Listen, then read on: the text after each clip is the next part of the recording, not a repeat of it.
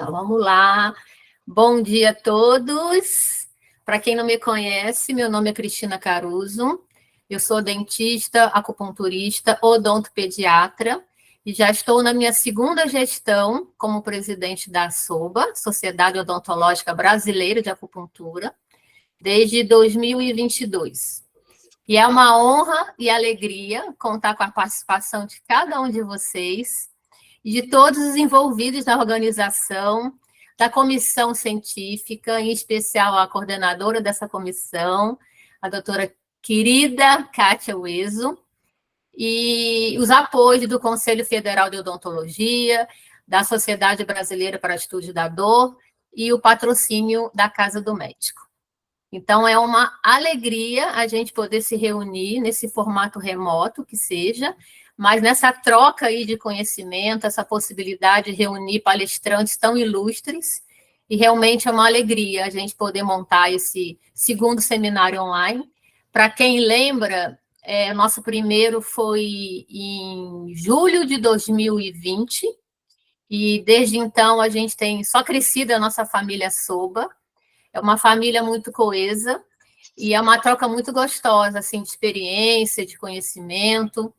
Ano passado, a gente realizou o nosso 4º congresso e o nosso projeto agora é o 5º em Belo Horizonte, ano que vem, nesses projetos bienais, intercalando o seminário online com as reuniões presenciais, que são nos nossos congressos. Então, é nesse ritmo que a gente pretende manter as nossas reuniões, posso dizer, esses nossos encontros. Foi muito gostoso a gente poder reunir todo mundo em Uberlândia. A doutora Terezinha nos recebeu muito bem lá, e foi realmente um evento muito, muito proveitoso.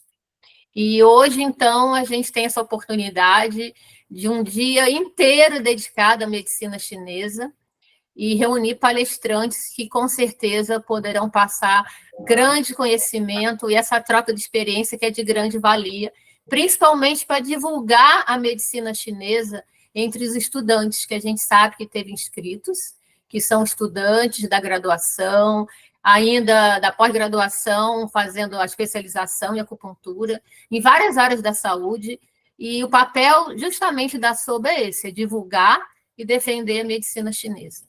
Então, uma grande oportunidade, agradeço a presença de todos, e eu passo a palavra para o nosso querido moderador, o doutor Marcelo Marcucci, para dar sequência aí às palestras desse período da manhã. Obrigada a todos. Bom dia a todos, sócios da SOBA, convidados, sejam muito bem-vindos aqui ao nosso segundo seminário online.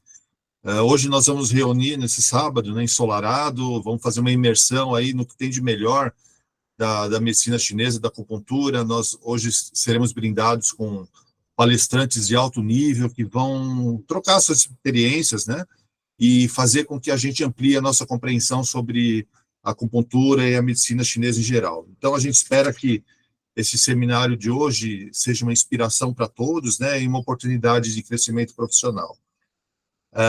Antes da gente começar, eu gostaria de reforçar os agradecimentos que a doutora Cristina fez pelo apoio do Conselho Federal de Odontologia e a Sociedade Brasileira de Estudos da Dor, que são nossos parceiros nesse evento e estão nos apoiando.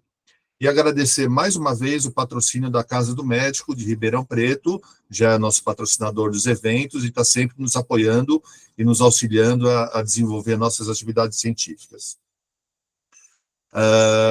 Então, a gente vai começar agora o nosso ciclo de palestras com a primeira palestra do dia, que será Acupuntura na Saúde Pública, Janela de Oportunidades para o Cirurgião Dentista. Então, essa palestra será ministrada pela doutora Núbia Vieira Moura, que é nossa colega cirurgião dentista. Ela é graduada em odontologia pela UFMG, Universidade Federal de Minas Gerais. Ela é especialista em Direito à Saúde, Acupuntura e Eletroacupuntura, Saúde Pública e Saúde da Família, além de ser mestre em Patologia Tropical, doutora e pós-doutora em Saúde Coletiva.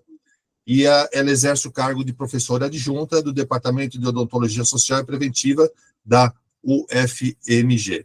Então, a doutora Núbia terá 60 minutos para fazer a sua apresentação, e depois nós teremos 10 minutos para fazer uma interação com ela, perguntas, respostas, comentários, e abrir uma discussão para que a gente possa aproveitar ao máximo o conteúdo que a doutora vai nos apresentar. Tá certo? Então, eu gostaria de passar a palavra para a doutora Núbia. Muito obrigado, doutora Núbia, seja muito bem-vinda ao nosso evento, já agradecendo a sua disponibilidade nesse sábado para nos brindar aí com seus conhecimentos. Muito obrigado, doutora. Obrigada, Marcelo. Bom dia a todos. Reitero aí, né, o prazer, né, desse sol, desse dia bonito aí, meio friozinho, mas muito aconchegante, de estarmos todos aqui, né, nesse dia que a gente vai poder discutir tanta coisa bacana, com tanto conhecimento que a gente vai poder aqui trocar, né. Então, assim, eu reitero os meus agradecimentos, os meus parabéns à organização do evento, aí na pessoa da Cristina, e da comissão científica aí, com a Kátia. Agradeço muitíssimo e parabenizo a todos, né, pelo envolvimento, os patrocinadores, os nossos apoiadores, que são extremamente importantes nisso, e a participação dos demais colegas que vão trazer aqui muito conhecimento para a gente. Então, para a gente ganhar tempo aqui, eu vou compartilhar aqui a apresentação para a gente ir conversando, tá bom? Obrigada, gente.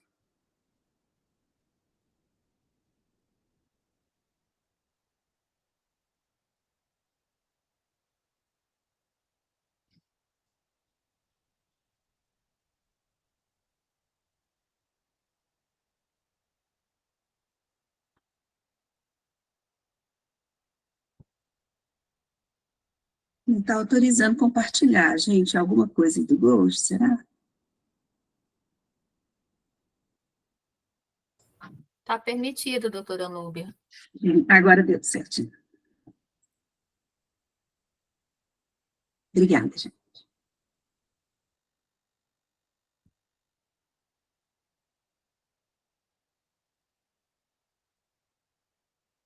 Compartilhando?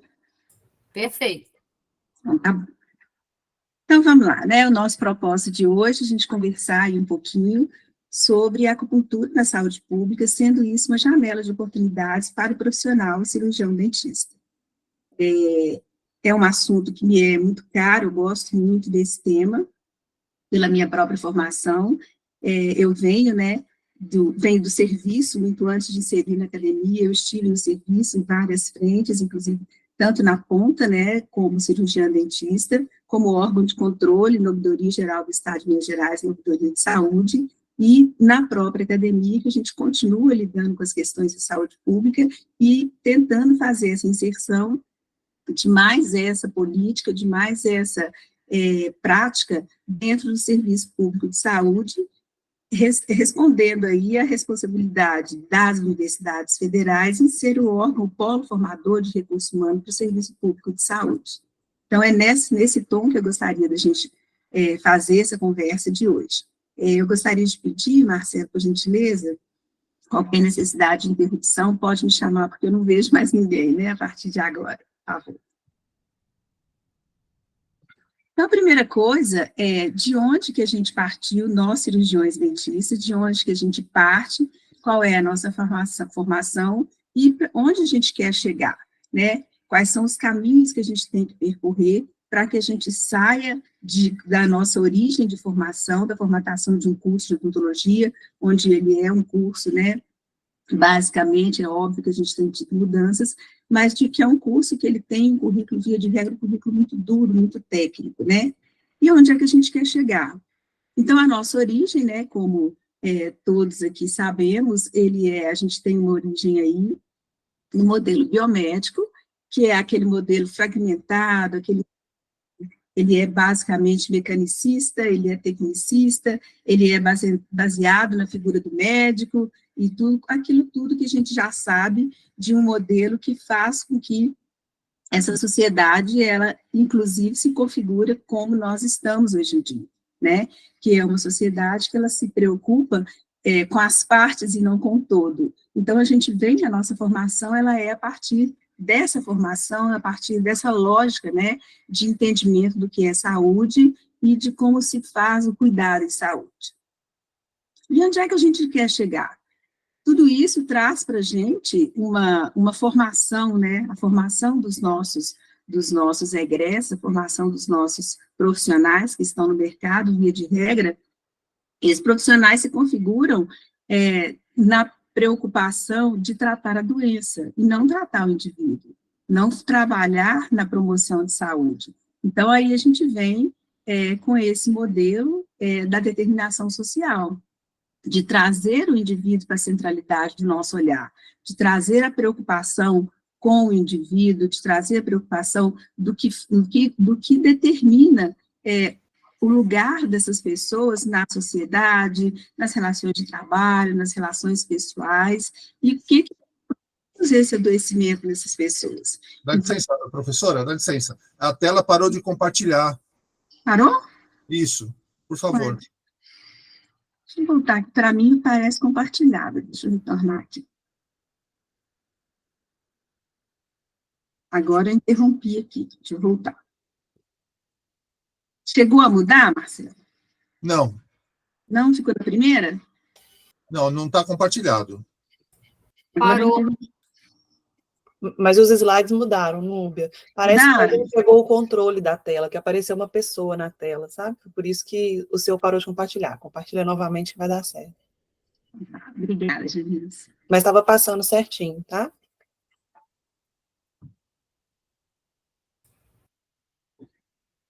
Então, vamos lá. Agora está espelhado. Isso, está perfeito agora. Certinho? Então, tá bom. Então, vamos continuar.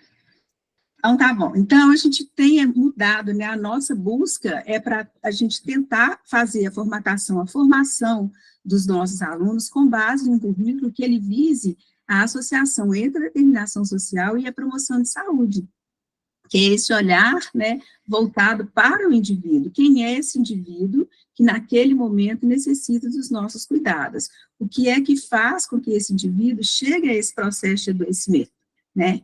E isso, ele traz aí um resgate do que lá Zygmunt Bauman fala lá na década de 50, né, no final dos anos, nos últimos 50 anos do século passado, do milênio passado, ele traz para a gente que assim, a gente teve um crescimento tecnológico muito grande, um avanço tecnológico muito grande, mas que esse avanço ele não correspondeu ao caminho das pessoas na sua essência humana.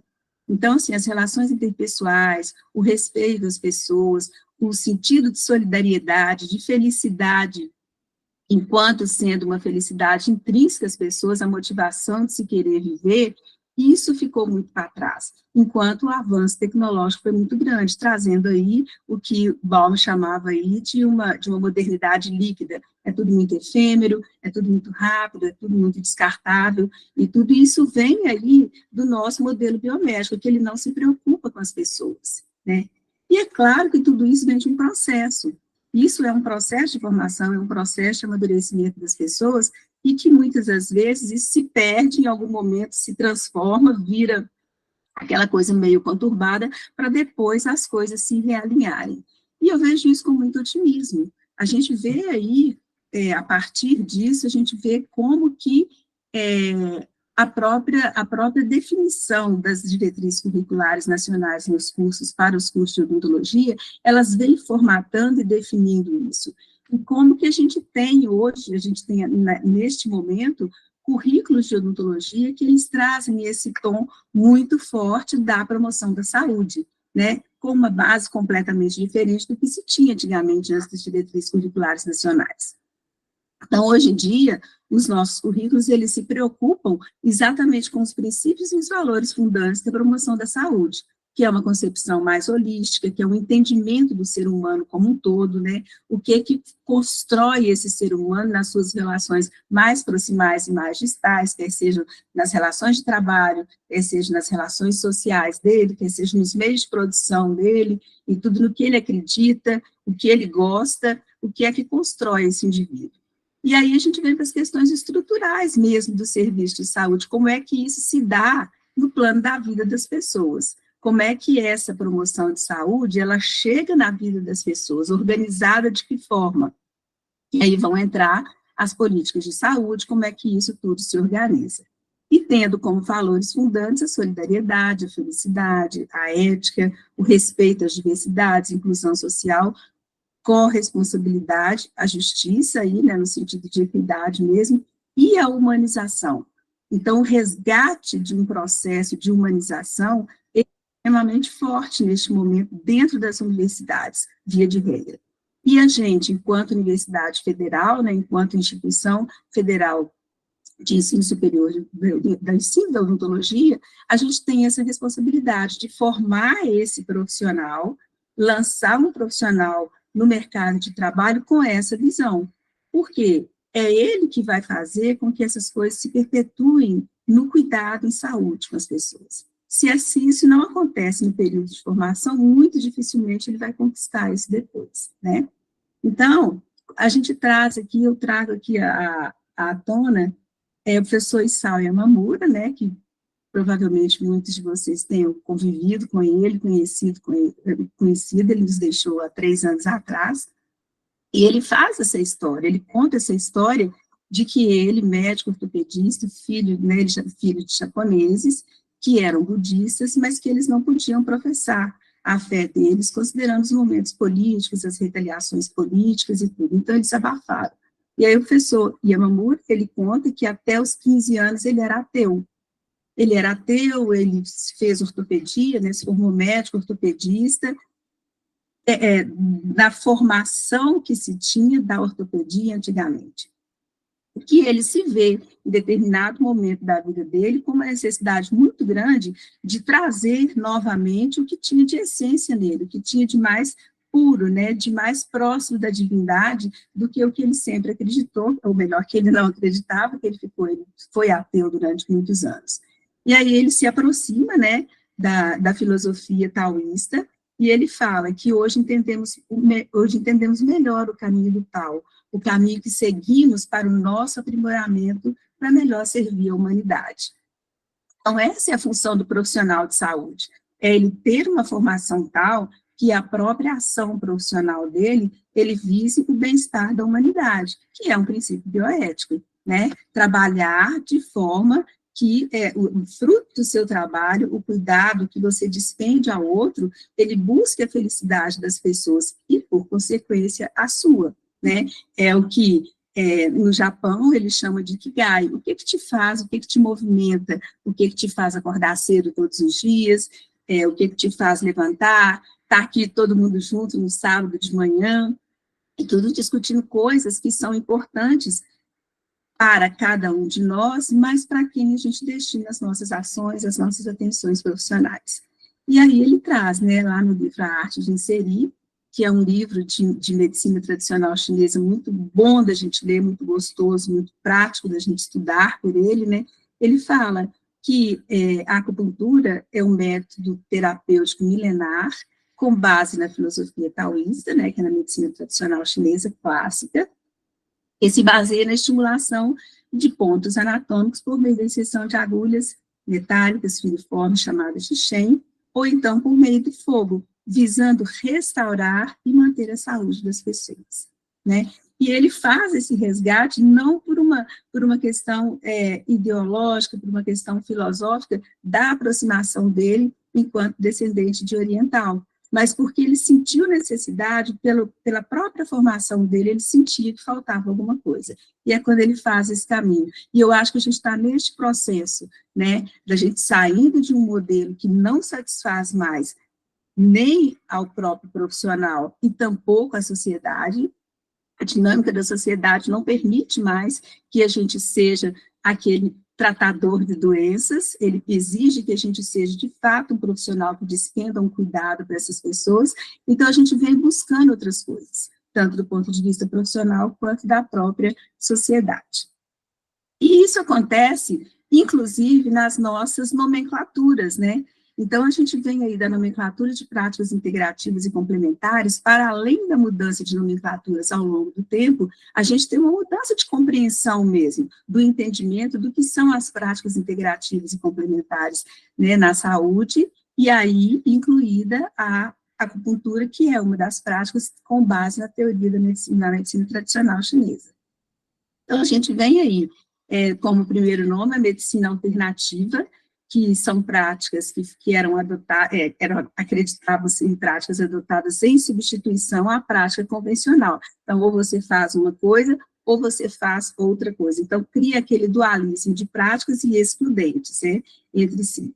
E esse termo, ele recebe críticas, né, mundialmente. Muitos estudos criticam esse nome, não à toa, mas que ele ainda é usado nos Estados Unidos. Mas isso não nos cabe mais. Enquanto a gente passa a conhecer a modulação do adoecimento, a gente passa a voltar as nossas atenções para o indivíduo, e não para o tratar somente, para o recuperar e restaurar a saúde, não nos cabe mais esse termo, que ele é um termo excludente, que você usa uma coisa ou usa outra. Então, esse termo cai por terra ao longo dos tempos, né?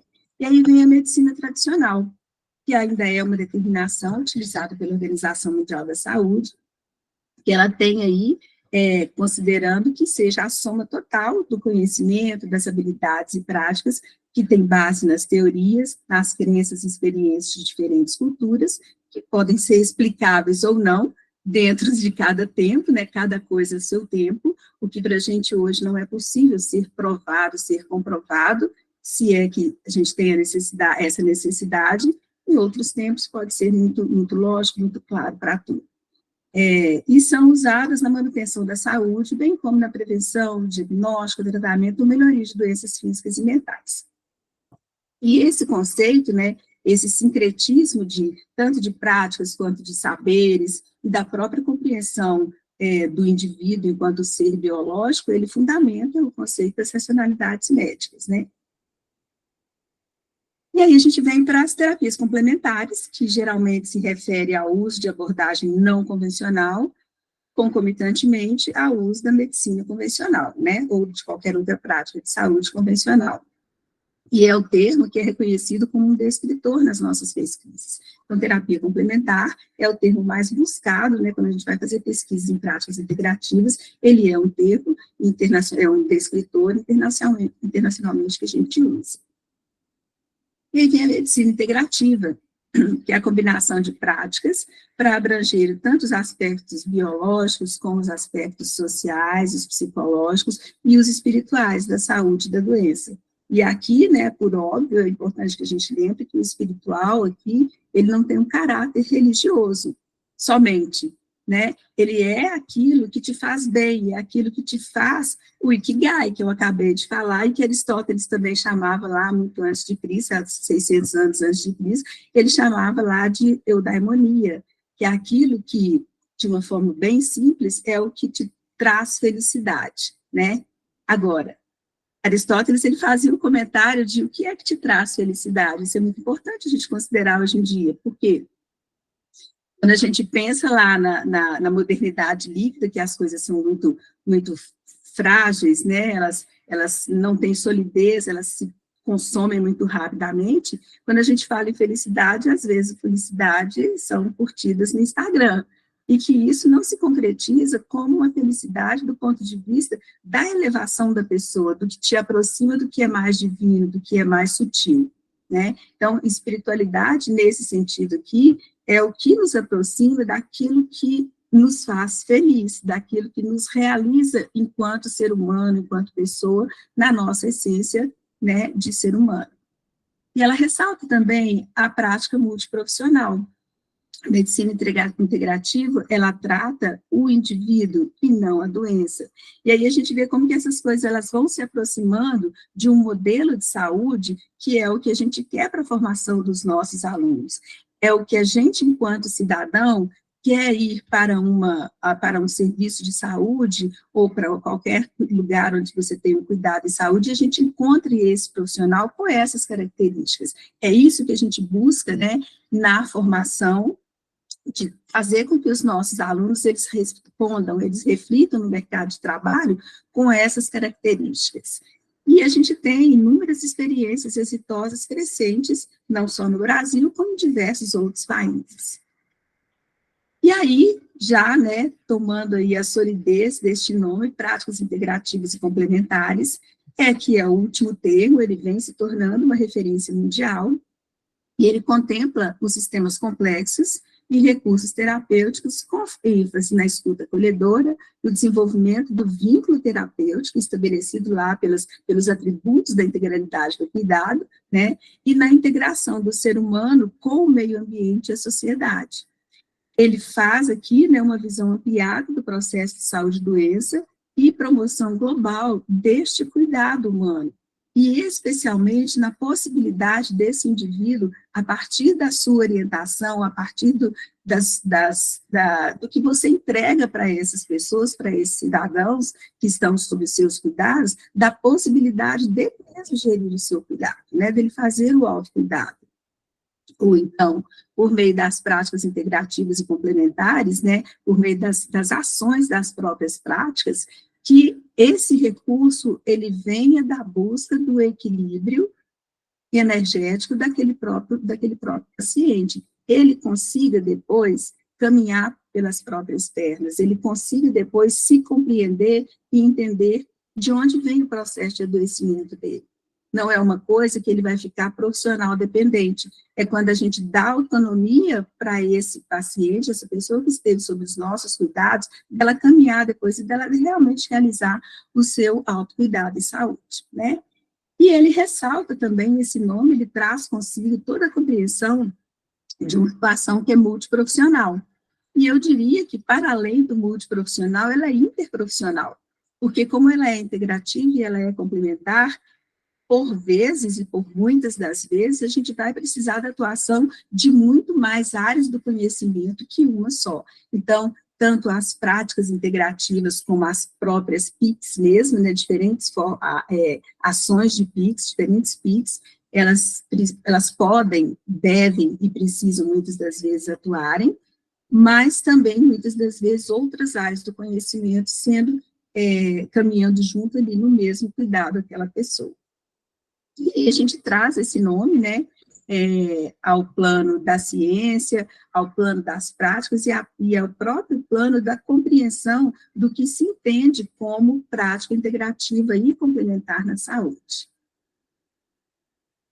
E isso, né, historicamente, ele vem caminhando aí desde os anos 70, não é à toa, né, gente, aqui voltando, a gente tem aqui a criação, né, a compreensão da Organização Mundial da Saúde, das próprias práticas integrativas, de uma política, né, de práticas integrativas no Brasil, e anteriormente, 6 anos atrás, pela própria Organização Mundial da Saúde.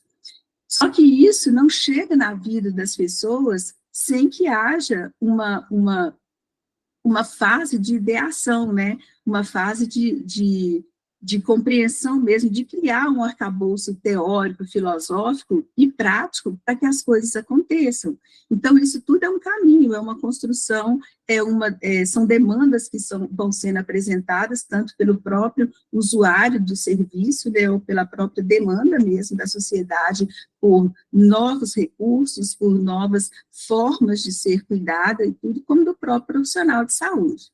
Então, isso vem lá desde os anos 70, né, com as terapias complementares, trazendo o uso de uma abordagem não convencional em conjunto com a medicina convencional.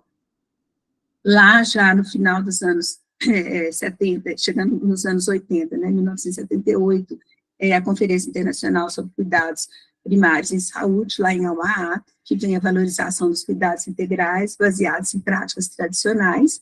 Na sequência, a gente tem a Carta de Ottawa, também na mesma linha, né, em 1986, e aí a gente vem para os anos 80, com a 8ª Conferência Nacional de Saúde no Brasil, onde demandas populares, por uma nova cultura de saúde, né, questionando esse modelo hegemônico de ofertar o cuidado, que excluía outras formas de produzir e legitimar saberes e práticas. É quando a gente traz os saberes populares, né, os saberes das pessoas, que muitas das vezes eles estavam abortados, estavam ali incrustados, né, sem poder ser expandidos, sem poder ser mostrados, ou então acontecendo em guetos. Tudo isso vem para um plano nacional, para um plano de discussão mesmo, de incorporação desses saberes. Nos anos 90, a professora Madel Luz, né, traz aí para a gente, de uma forma assim, brilhante, muito preciosa, a questão das racionalidades médicas, né, os sistemas complexos, sistemas de saúde complexos, integrados, estruturados, de práticas e saberes, compostos de dimensões que são interligadas. Então, não apenas o complexo físico do ser humano, né, de toda a parte fisiológica, de toda a parte metabólica, que são sistemas complexos que se interagem, e tudo também como as próprias práticas, essa integração, esse sincretismo de práticas e saberes. Que eles, de alguma forma, eles repercutem de uma forma ou de outra na vida das pessoas, a depender de quem é aquela pessoa, do que constrói aquela pessoa. Então, muitas das vezes, uma coisa que é uma tecnologia, que é tecnologia do ponto de vista tanto de tecnologia leve quanto pesada, o que ela tem um impacto muito grande na minha vida, pode ser que não tenha na vida do outro, né? Os saberes e as compreensões de cada uma das coisas, elas são diferentes para cada uma das pessoas. E a gente vem, né, nos anos 2000, com a teoria da complexidade, trazida pelo professor Edgar Morin, quando ele vai falar do paradigma da simplificação, que é quando você fragmenta as realidades, você traz uma fragmentação das pessoas, né, trazido lá do próprio modelo biomédico, que ainda existe, que é muito difícil da gente desarraigar, né, da gente extrair isso em um passe de mágica ou por mera vontade do legislador ou do normatizador. São questões que são discussões mesmo, que são questões que são trazidas com a participação de todos para que elas, de fato, elas mudem um pouquinho a cada dia. Não é fácil a gente tirar aquilo que já está ali posto como o que tem que acontecer, a forma que tem que acontecer. Por motivos vários, né? Por motivos de manter um status quo, por manter um status de classe A, classe profissional, categoria profissional A ou B, mas que isso fica muito forte. E muitas das vezes a própria sociedade pede que isso permaneça desse jeito. Mas chega um ponto que grande parte dessa sociedade já não pensa mais desse jeito. Então, ela precisa de forma diferente. E aí a gente traz aí, né, a teoria da complexidade do professor Edgar Morin, ele vem trazendo o pensamento complexo, que é da multidimensionalidade das realidades, a gente entender, aceitar, compreender e estudar, né, essas realidades de cada indivíduo, porque cada um de nós é um indivíduo, então cada um de nós pensa de uma forma diferente, cada um de nós reage de uma forma diferente, cada um de nós tem uma forma de aceitar determinadas coisas ou de se dar bem com determinadas coisas, né? E aí o processo das PICs, não só das PICs, mas de todo o processo histórico da saúde, ele caminha nessa lógica. E aí, com que propósitos as PICs apresentam? Quais são os propósitos apresentados pelas práticas integrativas complementares em saúde? Então, ele traz o estímulo aos mecanismos naturais de prevenção de agravos e recuperação da saúde, a ênfase na escuta qualificada, no desenvolvimento do vínculo terapêutico, na integração do ser humano com o meio ambiente e a sociedade, e a visão ampliada do processo saúde-doença e da promoção global do cuidado, especialmente do autocuidado. Então, os propósitos das PICs são aqueles que eles trazem consigo, né, arraigados, a compreensão do que é realmente uma prática integrativa complementar em saúde, do que é uma promoção de saúde, qual é o cuidado que eu quero entregar, né, para aquela pessoa que está sob a minha responsabilidade sanitária. E aí, a gente vem, nada acontece somente no plano de vista ideológico, somente no plano de vista da filosofia, somente no plano de vista, sobre o ponto de vista filosófico, né? Precisa que essas coisas, elas criem solidez, elas precisam que tenham regramentos para que essas coisas aconteçam e que cheguem, né, onde as pessoas vivem, que cheguem naquele momento de necessidade, que essas coisas estejam prontas para os momentos de necessidade em saúde das pessoas, a necessidade do cuidado mesmo, não só no processo de adoecimento, mas no processo de cuidado mesmo das pessoas. E aí, a Política Nacional de Práticas Integrativas, ela é criada lá em 2006, né, trazendo o seu arcabouço, considerando aí como PIC, né, como PICs, a acupuntura, a homeopatia, a fitoterapia e o termalismo social, né, que é a crioterapia. Ela sofre 2 revisões, em 2017 e a outra em 2018, cada uma delas trazendo, aumentando, né, a quantidade de práticas integrativas nesse elenco, né, de práticas que são autorizadas, que são aprovadas pelo Sistema Único de Saúde. Então, isso a gente chega lá a partir de 2018, com 29 práticas integrativas e complementares autorizadas para o sistema de saúde, né, para o Sistema Único de Saúde. Então, todo o sistema de saúde, ele pode funcionar em cada um dos seus serviços, em todos os rincões desse Brasil, e tudo com a autorização de todas essas práticas, né, dentro de uma lógica de trabalho, dentro de uma filosofia teórica por trás dela, que faz com que esse cuidado possa ser dispensado, já legalmente definido e tudo para a população. E os objetivos, né, da nossa Política Nacional de Práticas Integrativas em Saúde é incorporar e implementar as PICs no Sistema Único de Saúde. Então, de nada adianta a gente compreender que as PICs, elas têm toda aquela definição, que ela tem toda aquela visão filosófica e ideológica do que é um cuidado em saúde, se isso não tiver normatizado, né, ou seja, criam-se legislações para que, como é que isso vai funcionar, às vezes eu costumo brincar, eu falo assim, ó, uma coisa é você ter o que você tem que fazer, outra coisa é o como você vai fazer, é a receita do bolo, e isso está definido lá na legislação. Então, a legislação, ela traz para você uma possibilidade de colocar isso em prática, de fato. E aí agora, o outro passo é como é que você vai colocar isso em prática, quais são as ações, quais são os movimentos que se tem que fazer para que, de fato, as PICs estejam lá em cada serviço de saúde que a gente tem dentro desse Brasil, né? Em cada uma das unidades da federação, em cada um desses municípios, em cada estrutura, né, de saúde que a gente tem dentro do SUS, para que as pessoas realmente tenham acesso ampliado para o uso dessas práticas integrativas. Então, o objetivo das PICs é incorporar e implementar, né, serem incorporados e implementados no Sistema Único de Saúde, na perspectiva da prevenção de agravos, da promoção e da recuperação da saúde, com ênfase na atenção primária. Isso é extremamente importante. Será que a gente vai discutir por que as PICs, elas não podem estar somente, porque elas não podem chegar somente na atenção especializada, na atenção secundária, na terciária? Por que ela precisa ficar na atenção primária? E hoje ela está na atenção primária.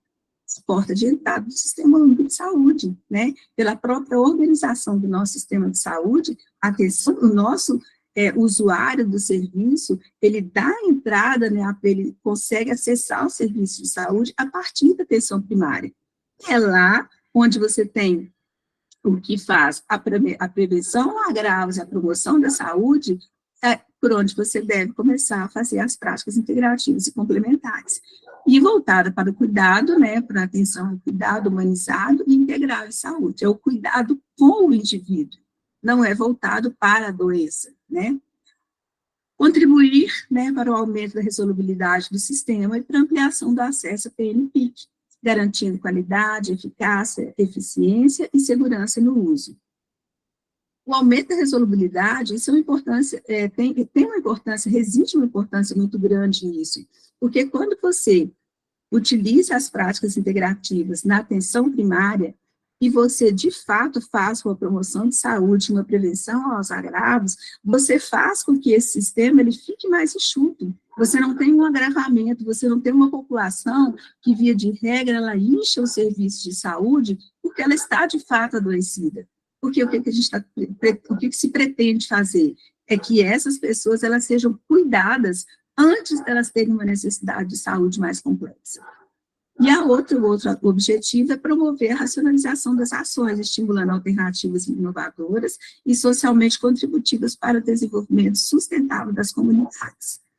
Estimular as ações referentes ao controle, participação social, promovendo o envolvimento responsável e continuado dos usuários, gestores e trabalhadores nas diferentes instâncias de efetivação das políticas de saúde. E com isso, o Sistema Único de Saúde, ele traz, inclusive, instrumentos, ele abre o acesso ao registro desses dados, né, de ações de práticas integrativas no próprio Sistema Único de Saúde, contando isso no Sistema de Informação em Saúde.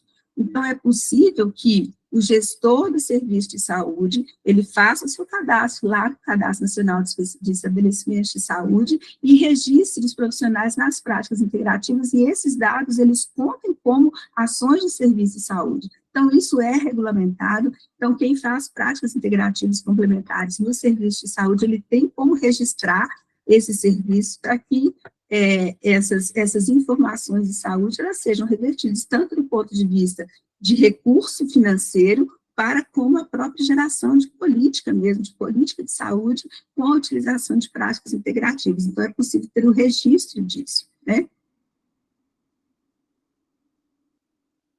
Achei interessante que até o dia 8 de outubro de 2018, esse dado, porque é o que tinha mais recente lá, tinham mais de 17 mil visualizações de entradas, né, nesse sistema de informação em saúde. E na odontologia? Qual foi o movimento, né, que o nosso CFO fez para que a gente chegasse hoje, né, para estarmos aqui juntos discutindo a odontologia, né, a acupuntura dentro da odontologia no Sistema Único de Saúde? Então, esse movimento começa no nosso CFO, no nosso Conselho Federal de Odontologia, lá em 1999, quando é criada uma comissão especial para analisar e para discutir a acupuntura, né, dentro da odontologia. E depois disso, quando em 2008, reconhece, o CFO reconhece e regulamenta o uso das práticas integrativas pelo cirurgião dentista, né, na saúde bucal. Então, o dentista pode utilizar práticas integrativas na saúde bucal. Depois disso, o CFO vem aí ao longo, né, fazendo autorizações e aprovando cursos de práticas integrativas promovidos por universidades ou por instituições de ensino ou pelas próprias associações de odontologia. Então, temos aí a Associação dos Cirurgiões Dentistas, em Campinas, lá em 2010, que teve seu curso aprovado. Depois vem Faculdades Integradas Espírita, vem a Associação Paulista, né, a APCD, lá de São José do Rio Preto, e outras tantas, né, o curso coordenado aí pela professora Maria da Luz, lá em Piracicaba, pela Unicamp, e vários outros, né, isso a gente está falando aqui o que foi aprovado pelo CRO, mas tem vários outros cursos aprovados, cursos de acupuntura aprovados, que não são específicos para odontologia, esses estão aprovados pelo nosso CFO. E aí, em 2015, né, aí 9 anos depois da PNPIC, a gente tem aí o nosso CFO reconhecendo a acupuntura, a homeopatia e a odontologia do esporte como especialidade odontológica. Então, isso, assim, abre um leque, né, para a odontologia, quando você tem a acupuntura como uma especialidade odontológica reconhecida pelo nosso CFO. Isso tem uma importância do ponto de vista tanto prático quanto político e especialmente do ponto de vista da entrega do serviço, né, de um serviço qualificado para o nosso paciente. Então, é possível existir um cirurgião dentista, acupunturista, dentro de um serviço de saúde. É importante a gente discutir também como é que isso tem acontecido, né, no plano da vida, no plano prático da vida. Quantos serviços de saúde, quantos municípios, por exemplo, ou quantas instituições dentro da esfera administrativa, elas abrem concurso para um dentista acupunturista. Esses dias eu fiquei impressionada positivamente que eu vi um concurso do Exército chamando várias especialidades, né? E dentre essas especialidades tinha um acupunturista, não era da odontologia, mas era um fisioterapeuta acupunturista.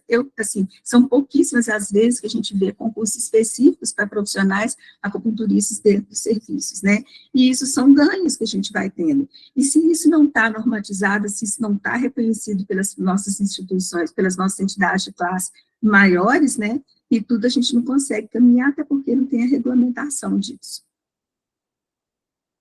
E aí o nosso CFO, ele denomina, né, ele conceitua a acupuntura como sendo, como ela consistindo na aplicação de conceitos básicos da MTC, como sistema de conhecimento, aplicando como um método para o tratamento, prevenção e ou manutenção do estado geral de saúde do paciente odontológico, sempre que existirem circunstâncias clínicas das quais haja participação das estruturas do sistema estomatognático, respeitando o limite de atuação do campo profissional do cirurgião dentista. E aí a gente vem, né, qual é o nosso campo de atuar, o nosso campo anatômico de atuação profissional? Então, a gente vê, né, ele é da parte superior do nosso ocioide até a nossa glabela. Do ponto de vista estético, foi aumentado aí até a região da linha de cabelo. Então, e de tragos a tragos no plano horizontal. E aí, quando a gente pensa que a gente vai fazer acupuntura e a gente tem que respeitar o limite de atuação do campo profissional, né? Do ponto de vista ético, do ponto de vista legal, nós teríamos que atuar exclusivamente nessa área definida como área, né? Como limite de atuação do nosso campo de trabalho, né? Da odontologia. E a gente sabe que na acupuntura não é assim. A gente não lida com o tratamento da doença. A gente busca não só a manifestação, a gente busca a raiz dessa doença. O que é que está trazendo esse adoecimento? Qual é o desequilíbrio energético do nosso paciente que está fazendo, por exemplo, que ele tenha aftas constantes? Por exemplo, por que este paciente, a gente não consegue mantê-lo sentado na nossa cadeira para que ele faça um tratamento odontológico que ele precise? Que condição está sendo essa? E que muitas das vezes não está na nossa área de atuação.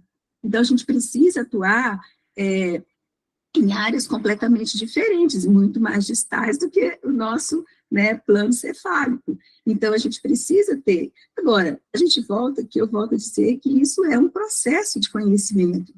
Quando o legislador, lá no nosso CFO, ele autoriza o uso da acupuntura pelo cirurgião dentista com essas restrições, ele também tem limites na legislação que fazem com que ele estabeleça isso aí. Mas a partir do momento que o próprio conhecimento da acupuntura, de como que são as bases teóricas, que você não age exclusivamente onde está a manifestação, né, a nossa necessidade de agir ali, você muitas das vezes vai agir em outros pontos, vai agir à distância. Então, isso é um processo de compreensão mesmo da própria prática, né, da própria acupuntura, dentro de uma área que ela está recém-inserida.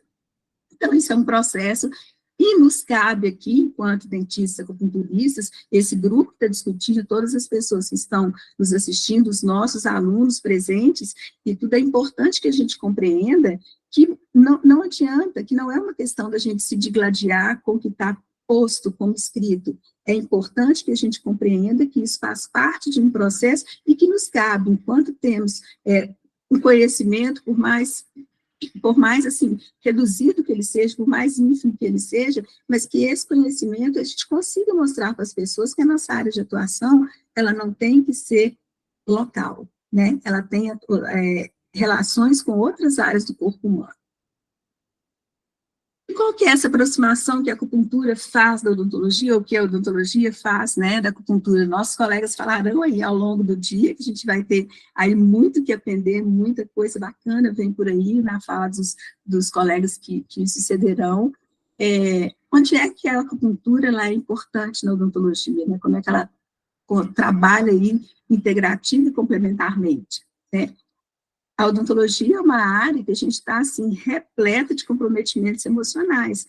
Quantas fobias a gente não tem? Quantas vezes você tem um processo cirúrgico para você realizar naquele dia, e quando você faz, né, o levantamento aí das condições vitais do paciente, você faz a apreciação das condições vitais do paciente, você percebe que esse paciente não tem condição, porque tem comprometimento emocional, ele está tenso. A gente trabalha aí com as analgesias, e tudo, com controle de reflexo. Às vezes você quer fazer uma tomada radiográfica, você quer mudar um paciente, você não consegue. A acupuntura tudo tem ação sobre todas essas áreas, né? Os nossos colegas falarão sobre isso depois. Distúrbios da TM, bruxismo, trismos, apertamentos dentários, e tudo tratamento de qualquer outra alteração, né, mastigatória miofascial. Nas paralisias de Bell, né, tem um reflexo muito grande, isso é extremamente bacana da gente tratar, a paralisia de Bell com a acupuntura de uma forma bem rápida, intervir bem rápido, para que amenize a questão estética, né, das alterações estéticas que vão ficando. Na síndrome da ardência bucal, tem trabalhos aí dizendo que o uso da acupuntura ela é tão eficaz quanto o uso de clonazepam, né, na síndrome de ardência bucal, nas aftas, nas anestesias, né, processo anestésico mesmo, por meio da eletroacupuntura, tem uma potência muito grande. Isso é extremamente bacana. Então, o que se busca, né? A gente busca o equilíbrio. A gente está buscando o equilíbrio nisso tudo. E aí, muitas das vezes isso não está na cabeça e pescoço, muitas das vezes isso está muito mais distal. A gente usa, por exemplo, Janice, tem algum problema na... Ah, ótimo, tempo, obrigada. Então, a gente precisa estar atento para isso. E como é que a gente vai caminhando com isso? Né? Como é que a gente vai trazer isso para os profissionais? A gente vai trazendo por meio de trabalho científico, por meio de escolas, né? Os próprios polos formadores, a gente vem trabalhando. A gente tem vários trabalhos, né? Esse trabalho aqui foi de uma ex-aluna nossa, orientada pela professora Janice, presente conosco, em que ela vem trabalhar o conhecimento dos profissionais e estudantes de odontologia sobre as práticas integrativas. E aí ela traz que o número de pesquisas sobre o tema ele vem crescendo, embora a gente tenha pouco conhecimento, e que os estudos alertam que existe um alto interesse, né, e que é importante que seja potencializada a produção científica disso, para que isso esteja cada vez mais presente no núcleo de formação dos cirurgiões dentistas. Outros trabalhos também são estudos qualitativos, foi de uma aluna minha também, que ela fez um estudo qualitativo e, como resultado, ela trabalhou com grupo focal, análise de conteúdo, ela trouxe para a gente que as PICs são incipientes na graduação, que tem uma necessidade de estimular os estudos das PICs na graduação, porque ele é muito abordado no ensino, e tem um interesse muito grande dos alunos, apresentam benefícios para odontologias que são lastreados pela literatura científica e prática clínica, como técnicas eficazes de baixo risco, estão em consonância com as diretrizes curriculares nacionais de discurso de odontologia, oferindo ao paciente um cuidado pleno e humanizado. Estão alinhadas com as normativas e as demandas existentes no SUS e se expandem na área de atuação. Então, outros trabalhos, a gente vê em palavras dos próprios pacientes, reflexo como é benéfico o tratamento das práticas integrativas. E com isso, gente, tem muitos grupos, né, estudando, professora Cristina Borsato, professora Maria da Luz, e outros grupos, né, estudando práticas integrativas no âmbito das universidades, no âmbito da formação desse recurso humano, né, em saúde. E várias pessoas trabalhando, vários fóruns científicos que são de extrema importância que as pessoas participem, a exemplo desse, né, desse sábado e tudo. E aí, quando a gente vem aqui para as evidências científicas, a gente vê que quando você busca por terapias complementares, a gente tem 6.670 trabalhos. Quando a gente coloca terapias complementares na odontologia, isso cai para 117, e isso só, a gente está falando aqui somente de revisões sistemáticas, né, com um alto nível de evidência científica. E quando a gente procura pela acupuntura somente, são 2.776 trabalhos. Quando a gente joga acupuntura na odontologia, são 52 revisões sistemáticas até ontem. E aí, quando a gente compara com outras áreas do conhecimento, na medicina são mais de 2.000 revisões sistemáticas, na enfermagem são mais de 200, e na fisioterapia são mais de 500. Então, na odontologia são 52. Então, daí a importância da formação acadêmica e da publicização desses dados e dados consistentes, né? E aí, por que esses dados precisam ser consistentes? Porque a gente tem aquele ceticismo desinformado, que é que fala, não acredito nisso, isso é uma bobagem, né? Inclusive desqualificam, e tem aquele que é só o entusiasta, mas que não faz a crítica, porque não é qualquer trabalho, não é qualquer prática integrativa que a gente diz assim, não, isso aqui de fato funciona, e tudo isso tem uma fundamentação, e tudo, a gente precisa minimamente trazer ao conhecimento da comunidade científica trabalhos que eles tenham esse laço científico, esse rigor metodológico, não estou falando aqui de rigor cartesiano e tudo, mas que ele tenha realmente, como a gente dizer, que aquilo realmente tem um efeito na vida das pessoas. Infelizmente, a gente tem, né, todos os tipos de ações aí que dizem, detratam a acupuntura, dizendo que isso é uma bobagem, que é uma pseudociência, que todo mundo precisa de bolinha mágica de açúcar, e etc., e cada um busca uma muleta para chamar de sua e dá exemplo aí da acupuntura. Então, em vez de que bobagem, a gente só tem que lamentar, é importante que essas pessoas estudem, se aprofundem, conheçam, participem, né, e tudo para que a gente consiga realmente dizer que isso funciona ou que não funciona. E aí, muita gente estudando acupuntura pelo mundo. A acupuntura tem um reconhecimento, né, ela é considerada um patrimônio, né, da humanidade pela Unesco, juntamente com a mochoterapia, que é outra prática, né, também da MPC, e tudo encaixa dentista é executar a partir da formação dele. Qual que é o nosso papel nisso? Executar quando a gente tem informação, porque a gente tem bases fundamentadas, bases jurídicas, bases legais, para que a gente se qualifique e faça, ou então que ele conheça, que ele discuta e que minimamente ele saiba indicar as práticas integrativas. Então, eu sou cirurgião dentista e na minha rotina eu não faço PICS, mas eu sei que este caso, esse paciente precisa de PICS, eu consigo indicar esse paciente para alguém, né, que consiga fazer.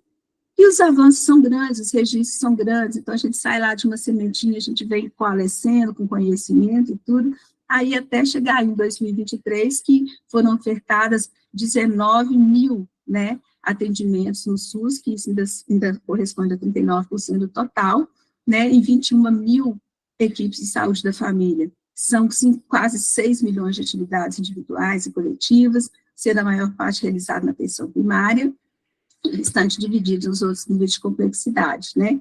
E existem capacitações, né, capacitações pelo próprio Ministério da Saúde dentro de várias PICs. Professora Núbia, desculpe interromper, a senhora tem 10 minutos. Tá certo, Marcelo, obrigada, está acabando. E aí o Brasil vira, né, nessa história, ele vira referência de PICs dentro da saúde pública. Olha a nossa responsabilidade com isso. Nós somos o país referência de práticas integrativas e complementares dentro da saúde pública. E a odontologia tem esse espaço muito grande aí dentro, porque é uma especialidade odontológica, né? Então, a gente está trabalhando aí dentro de um novo conceito, dentro de um conhecimento diferente do processo saúde e doença, do cuidado e saúde. Então, o que nos cabe hoje é sair da formação e ir para a prática clínica, trazer esse conhecimento para a prática clínica e para o plano da vida das nossos pacientes, né?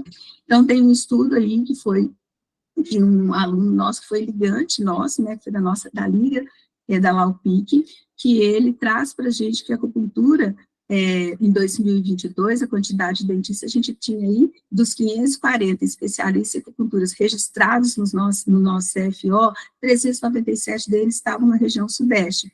E a menos guarnecida de acupunturistas, dentistas acupunturistas, isso está na região norte, né? Isso é um dado importante, e dizer, assim, o quanto que precisa mesclar isso, né, dentro das macro-regiões brasileiras. E na FAO, na Faculdade de Odontologia da Universidade Federal de Minas Gerais, a gente busca, né, herculeamente, a professora Janice e eu, lá, somos as duas acupunturistas dentro da faculdade, né, a gente busca aí, dentro de iniciativas, trazer isso para os nossos alunos, para a gente tentar lançar, pelo menos startar, minimamente o conhecimento das PICs, que isso é um mercado de trabalho para o cirurgião dentista, é uma possibilidade regulamentar, né, e uma especialidade para o cirurgião dentista. Então, a gente tem o projeto de extensão, né, de acupuntura, a gente tem a Liga Acadêmica, né, que é a LAUPIC, a gente fez o SOPICS, que foi um simpósio de odontologia, a gente tem alunos de iniciação científica, a gente tem bolsistas, a gente tem voluntários, a gente tem trabalho de TCC, tem alunos de mestrado profissional, alunos de mestrado acadêmico, e temos também o curso de capacitação de gestores no Sistema Único de Saúde. Então, são vários estudos que a gente tem buscado fomentar a área, né, e fomentar o interesse do nosso aluno e o conhecimento disso como uma possibilidade, mais uma possibilidade profissional para ele, e uma possibilidade do cuidado, né, dos nossos pacientes. E aqui é só uma fotinha final do nosso último grupo do projeto de extensão, né, e que esse grupo é um grupo que ele, por óbvio, pela própria grade curricular, a gente não consegue manter os mesmos alunos, mas que são agentes, né, cada um deles permanecendo ou não conosco no projeto, eles são possibilidade de difundir as práticas integrativas, de buscarem. Nós temos vários ex-alunos que hoje em dia são acupunturistas, e isso nos dá um conforto, né, nos dá uma alegria muito grande de saber que a gente está conseguindo fazer cada um o seu pouquinho, né, um pouquinho de cada um, que a gente vai fazer um todo maior, de fazer essa inserção desses profissionais, né, desses profissionais no mercado de trabalho com essa lógica de trabalho. Então, eu quero aqui agradecer a todos, estou à disposição, e dizer que as grandes realizações, né, como falou lá a Laudicé, elas só são possíveis quando a gente dá importância aos pequenos começos. Então, é um pouquinho de cada um de nós, a gente vai tentar fortalecer esse todo. Muito obrigada.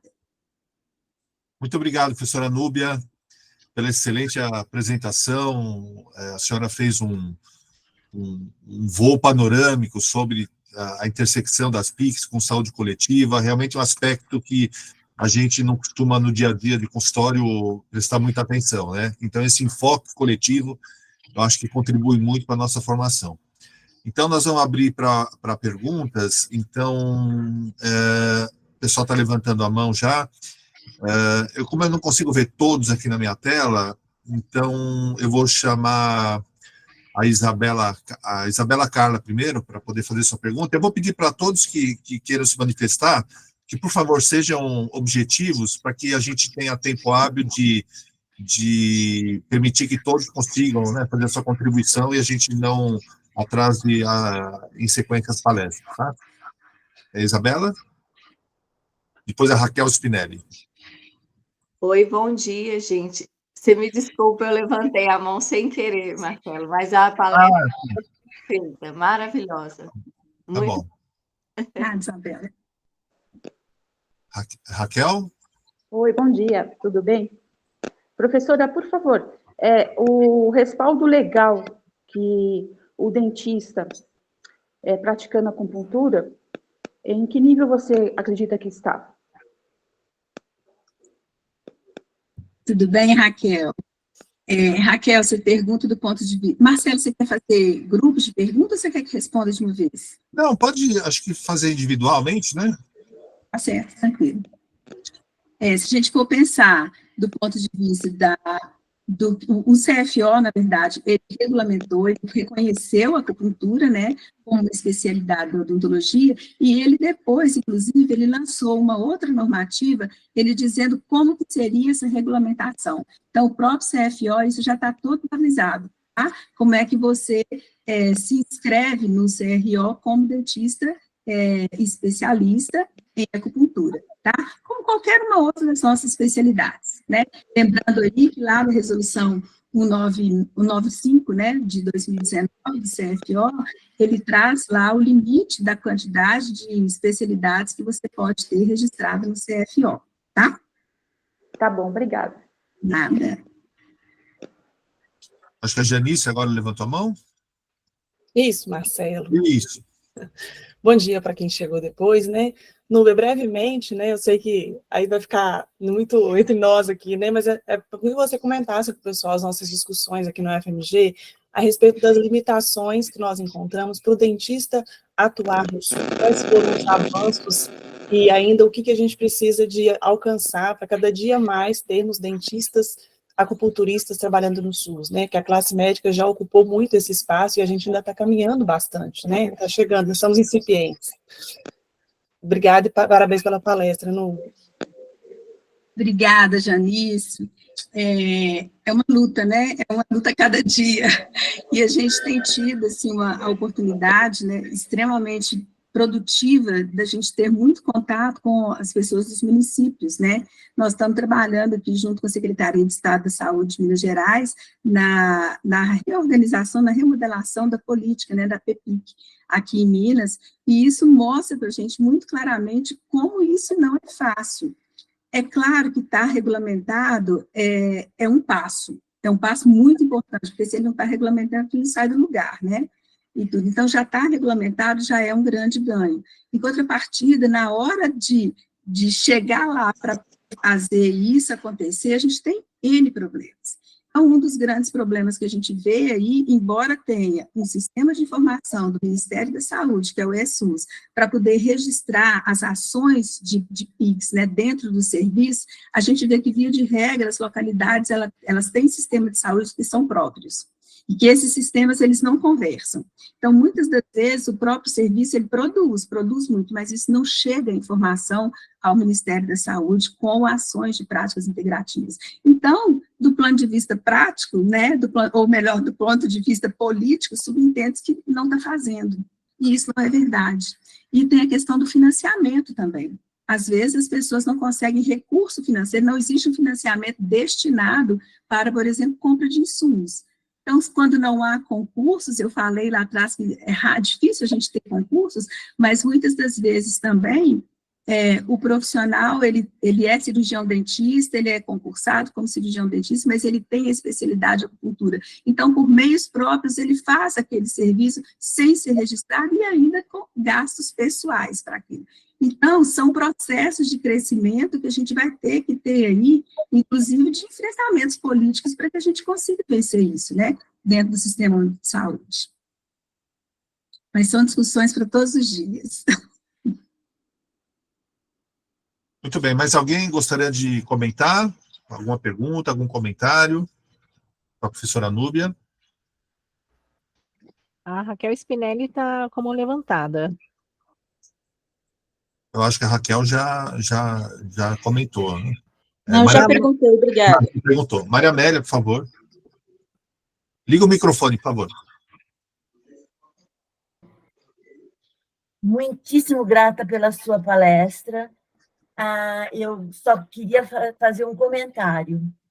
Nós, da Sociedade Odontológica Brasileira, trabalhamos muito para conseguir que o Conselho Federal reconhecesse a especialidade como a acupuntura como especialidade, né?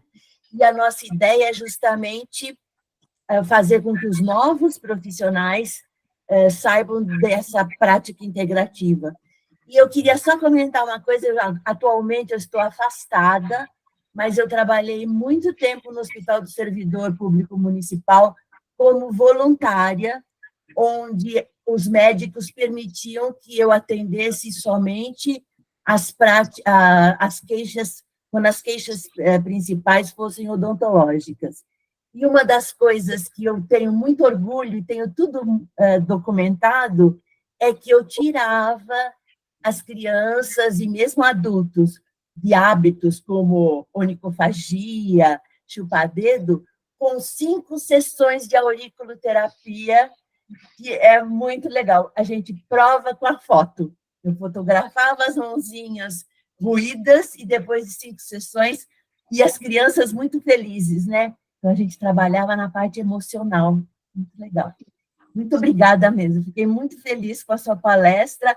A SOBA está conseguindo o seu intento quando ela foi fundada. Muito obrigada. Obrigada, Maria Amélia, parabéns. Gente, a gente fica muito feliz quando a gente escuta essas coisas, né? Mas quando a gente pensa, por exemplo, do ponto de vista do profissional que está lá, e não é exclusividade da acupuntura, né, gente? Vamos pensar aí, por exemplo, na odontopediatria. Então, existe a odontopediatria regulamentada no Sistema Único de Saúde. A odontopediatria, ela é uma especialidade odontológica, mas o odontopediatra, semelhantemente ao dentista acupunturista, ele também não vai para o Sistema Único de Saúde como odontopediatra. Então, ele tem a especialidade de odontopediatria, ele é um dentista concursado como clínico geral, mas ele vai desempenhar as funções de odontopediatra lá dentro. Exatamente isso que está acontecendo conosco hoje dentro do serviço. Então, são conquistas de espaço, e a SOBA tem esse condão mesmo de trabalhar, né, veemente e fortemente nesses enfrentamentos para que a gente consiga vencer isso, né, e seja reconhecido. Não basta ser reconhecido de direito, tem que ser de fato de direito, né, e que corresponda, que respeite o profissional e a sua qualificação e a produção científica que ele está fazendo ali dentro, clínico-científica, que é visível, é nítida, né? Você conseguiu provar isso lá dentro do seu serviço, né, Maria Amélia? Isso mesmo, gente. Obrigada. Bruna, levantou a mão? Oi, levantei sem querer, mas muito obrigada por essa divina palestra, adorei. Obrigada, Bruna. Ana Cristina? Bruna querida, Bruna querida também serve, mas, doutora Núbia, muito obrigada pela palestra, foi maravilhosa realmente, e quando a senhora citou sobre a distribuição no Brasil dos acupunturistas, dentistas, é realmente preocupante, principalmente se a gente olhar para a região norte. Então, a SOBA é brasileira, então, lembrando aqui que a gente faz eventos, sim, em São Paulo, a maioria de nós assim, da região do Sudeste, e o próximo palestrante já está subindo um pouquinho, é lá do Maranhão. Então, nosso papel realmente é essa melhor distribuição. e eu, assim, agradeço muito o apoio que eu tenho tido do CFO. Eles estão realmente muito dispostos a apoiar em tudo, em todas as nossas ações, e o próprio evento agora, como o congresso anterior, mesmo eles ficarem me passar agora uma lista não nominal, devido à proteção de lei, né, que agora, né, a proteção de dados, mas de número, de quantos dentistas de fato a gente tem no Sudeste, em cada região, para que a SOBA possa realmente distribuir melhor as ações, porque não adianta ficar só centralizado no Sudeste.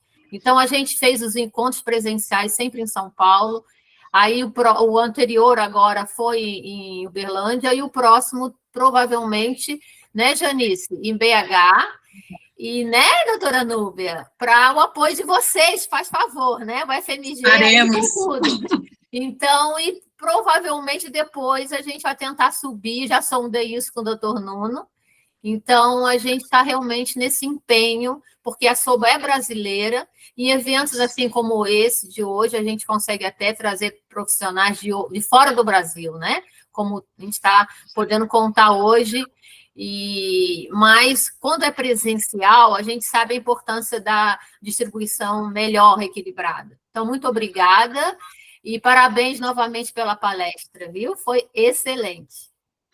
Obrigada, Cris, eu que agradeço a cada um mesmo, assim, porque às vezes é uma tarefa um pouquinho difícil a gente trazer uma fala dessa, né, dentro de um conteúdo, dentro de uma filosofia, que é a medicina tradicional chinesa, que é algo que nos aproxima muito mais do que a gente tem de mais sublime, de mais sutil, né, mas que é onde a vida roda, é como as pessoas vivem, onde as pessoas trabalham, como que elas são remuneradas e tudo, e isso está dentro da organização de um serviço de saúde que é nacional. Então, eu que agradeço muito, assim, foi uma felicidade muito grande ter passado aqui esse pedacinho aqui, podendo conversar um pouquinho com vocês. Pretendo permanecer o resto do dia, que a gente tem muita coisa boa pela frente, e eu agradeço muitíssimo, tá? Tanto a você, Cris, como na presidência, agradeço Marcelo aí pela mediação, obrigada a todos, e a organização científica toda também, da pessoa aí da Cátia, Janice, Rodrigo, Andréia e todos os demais colegas. Meu muito obrigada, gente, um bom dia. Muito obrigado, professora Nídia. Eu gostaria só de agradecer a sua participação e comentar o seguinte: é muito importante que os colegas ligados à academia se dediquem à pesquisa da medicina chinesa, particularmente da acupuntura, que é o nosso tópico aqui. Porque a gente só vai conseguir se fortalecer, se consolidar como uma área terapêutica quando a gente tiver uma boa ciência embasada. Então, realmente, ainda é muito tímido a quantidade de bons estudos que nós temos na acupuntura, levando-se em conta a comparação com medicina, que tem um caminho já adiantado com relação a nós, em termos científicos, e também nós temos um número muito pequeno de praticantes perante nosso número de dentistas, né, que nós temos no Brasil. Então, eu acho que nós temos aí alguns vetores aí para impulsionar, mas eu acredito que o impulsionamento científico, e aí a gente conta, né, com a colaboração dos colegas que estão inseridos na academia, onde é o principal palco, né, de desenvolvimento desses estudos, que a gente consiga reforçar cada vez mais as nossas bases científicas, né, para que a gente possa crescer de uma maneira consolidada e crescer de uma maneira que a gente consiga entregar um tratamento eficaz para os nossos pacientes, né, do ponto de vista de mensuração científica, porque, querendo ou não, infelizmente, a gente depende disso, né, para se consolidar, a gente depende de uma linguagem científica, então a gente tem que se adaptar a isso e criar, eventualmente, bons estudos, né, professora Núbia, porque não é só o estudo em si, né, a gente tem que criar bons métodos, com rigor metodológico adequado, para que a gente consiga realmente ter uma fidelidade de mensuração de resultados dos nossos pacientes, né? E isso a gente realmente precisa consolidar cada vez mais, até para, inclusive, contrapor aqueles comentários que a senhora falou, né, de pessoas, né, grupos que são, vamos dizer assim, que não vêm de uma maneira adequada, né, à acupuntura e outras práticas, né, mas eu acho que cabe a nós, assim, correr contra essa vantagem, né, que eles têm, né, então a gente tem que trabalhar nesse sentido e tem que ser um esforço coletivo, não basta um ou dois, né, se esforçarem, porque serão vozes isoladas, né, então nós temos que fazer um esforço coletivo para que a gente consiga alcançar isso, né. Muito obrigado, viu, professora Núbia, excelente a apresentação, né, a senhora foi muito didática e mostrou para a gente um panorama muito significativo das PICs de forma geral, né. Ainda bem que está sendo gravado, né, porque a gente vai de conhecimento aí, de consulta. Marcelo, obrigada. E o que você falou é uma importância muito grande, inclusive a gente vivencia isso na universidade, que é a gente romper, né, essa barreira dentro do curso, que é um curso muito ortodoxo, né, a formação da odontologia ainda é muito ortodoxa, embora aqui na UFMG o nosso currículo seja um currículo vanguardista, mas ainda é muito ortodoxo, e até a concepção da formação odontológica e concepção do que é rigor metodológico também, ainda é muito duro isso, né? E são barreiras que a gente tem que vencer a cada dia. Mas a gente vence isso com conhecimento mesmo, a gente vence isso com seriedade no trabalho, criando mesmo fidedignidade, criando confiabilidade nas pessoas que estão em nosso entorno, né? E é o que a gente busca fazer o tempo inteiro, e todos nós aqui fazemos no nosso dia a dia. Obrigada, gente. Tá bom. A convidada a permanecer aqui no evento, viu, professora? Fique à vontade. Obrigada, Marcelo.